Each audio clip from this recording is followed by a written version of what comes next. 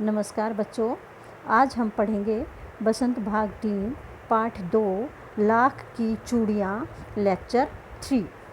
पिछली वीडियो में हमने पढ़ा था कि लेखक कई साल बाद अपने मामा के घर गया तो वहाँ से वह बदलू काका यानी मनिहार से मिलने के लिए चला गया। वहाँ जाकर उन्होंने देखा कि न मच्छियाँ नज़र आई न भट्ठी वगैरह।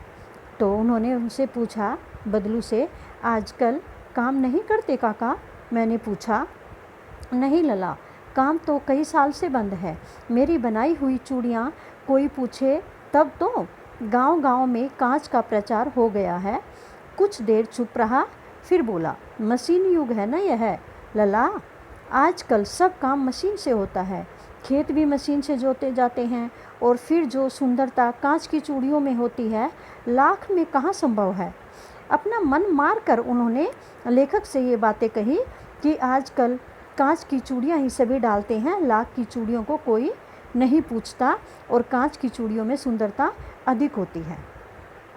लेकिन कांच बड़ा खतरनाक होता है, बड़ी जल्दी टूट जाता है। मैंने कहा, नाजुक तो फिर होता ही है लला। कहते कहते उसे खांसी आ गई और वह देर तक खांसता रहा। मुझे लगा उसे दमा है। अवस्था के साथ साथ उसका शरीर ढल चुका था। उसके माथे पर, हाथों पर और माथे पर नसें उभर आई थी, यानी अब वह बहुत कमज़ोर हो गया था और बुजुर्ग भी हो गया था, जिससे उसके हाथों और माथे पर नसें दिखाई देने लगी थी। जाने कैसे उसने मेरी शंका भांप ली और बोला, दमा नहीं है मुझे, फसली खांसी है। यही महीने 2 महीने में आ रही है, 10-15 दिन में ठीक हो जाएगी। उधर से लेखक ने सोचा शायद दमा तो नहीं है। उधर बदलू काका इस बात को भांप गए और उन्होंने खुद ही बोला कि यह मेरा वैसी सूखी खांसी है, फसली खांसी है, दमा नहीं है, 10-15 दिन में ठीक हो जाएगी। मैं चुप रहा।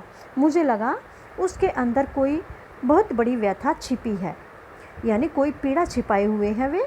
मैं देर तक सोचता रहा कि इस मशीन युग ने कितने हाथ काट दिए हैं, यानी कितने काम करने वालों को घर बिठा दिया है।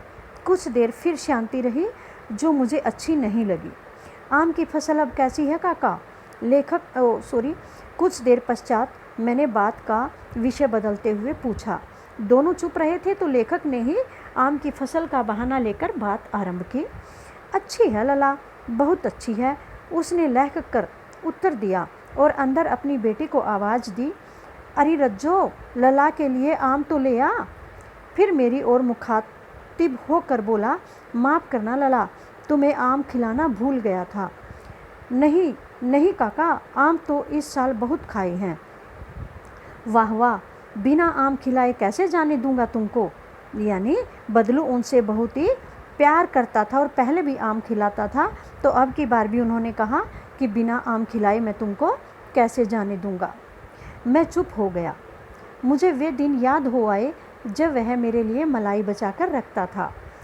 तो फिर पूछा लेखक ने, गाय तो अच्छी है ना काका? मैंने पूछा। गाय कहाँ है लला, 2 साल हुए बेच दी, कहाँ से खिलाता। यानी बदलू का काम धंधा सब खत्म हो गया था, तो गाय को भी कहाँ से खिलाता, चारा वगैरह कहाँ से लाता, दाना वगैरह कहाँ से लाता। तो उसने गाय को बेच दिया। इतने में रज्जो, उसकी बेटी, अंदर से एक डलिया में ढेर से आम ले आई। यह तो बहुत है काका, इतने कहाँ खा पाऊँगा। मैंने कहा। बदलू की बेटी बहुत सारे एक टोकरी में आम ले आई, तो लेखक ने कहा, इतने सारे नहीं खा पाऊँगा। तो बदलू बोले, वाह वाह। वह हंस पड़ा, शहरी ठहरे ना, मैं तुम्हारी उम्र का था तो इसके चौगुने आम एक बखत में खा जाता था।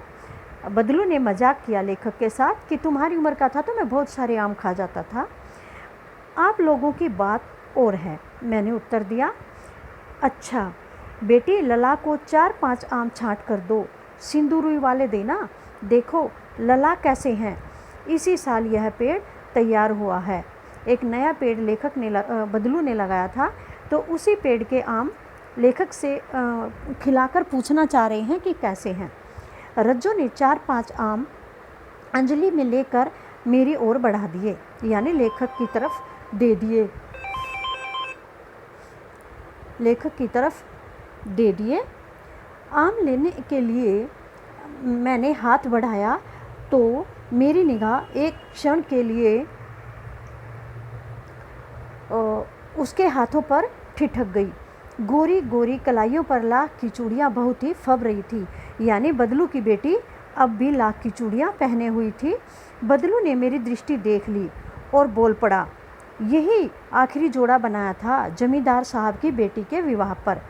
बदलू ने जमींदार साहब की बेटी के विवाह के लिए वह लाख का जोड़ा बनाया था। 10 आने पैसे मुझको दे रहे थे, मैंने जोड़ा नहीं दिया तो कम पैसे दे रहे थे, इस करके बदलू ने उस जमींदार को वह जोड़ा नहीं दिया। कहा, शहर से ले आओ। मैंने आम ले लिए और खाकर थोड़ी देर पश्चात चला आया। मुझे प्रसन्नता हुई कि बदलू ने हार कर भी हार नहीं मानी थी। उसका व्यक्तित्व कांच की चूड़ियों जैसा न था कि आसानी से टूट जाए। जैसे कांच की चूड़ियाँ जल्दी टूट जाती हैं, उस प्रकार से बदलू का व्यक्तित्व नहीं था, यानी वह हिम्मत नहीं हार रहा था। तो यह पाठ हमारा पूरा हुआ।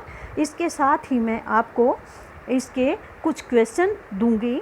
वह क्वेश्चन, उस क्वेश्चन के आंसर बनाने की आपको कोशिश करनी है। उसके बाद मैं आंसर की भेजूंगी, वो आपको अपने पेरेंट्स के साथ बैठकर फेयर नोटबुक में आंसर लिखने हैं और याद करने हैं।